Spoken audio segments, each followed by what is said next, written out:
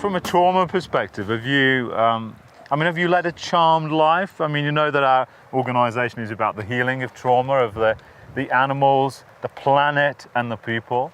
What is your, have you led a charmed life, or what's happened to you? If it appears that I have led a charmed life, it is only because I have allowed the universe to speak through the place like this here, the wilderness, through the bush, through the others. But no, I haven't. It's been a roller coaster. I think most people have the roller coasters. They have the ups and downs. They have the mountains and the valleys. Yeah. And it's so important to recognise when you're in the valley that there's a mountain to climb. Yeah, for sure. So can you share some of that roller coaster? Just are you prepared to do that? Well, a little bit of it. I guess like many families, there's been those big black holes which we've fallen into for various reasons.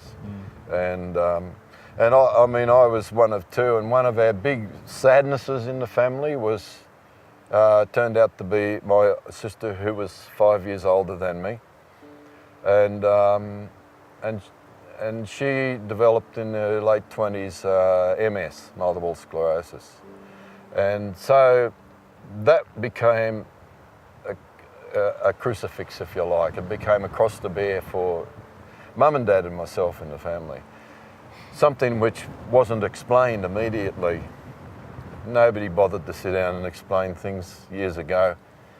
And it took many years later, in my mother's death and then my father's death, for me to work those sort of things out. So if it was charmed life, then it was charmed because I ultimately was able to work some of these things out. And I think that's a really important thing for people to recognise, that you can work some things out. You are better for it. But you cannot necessarily do that on your own. Yeah. And it's nice to have somebody to actually walk with you through these processes.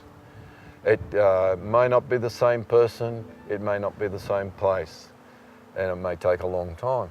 Yeah. But there are the mountains which you climb, from which you can see the landscape of your life. And I think it's really important that you do try and climb those mountains. The valleys are nice and protective, but you ultimately got to try and climb the mountains. Yeah, to get to the summits. Yeah, it's only then can you can see that landscape before you.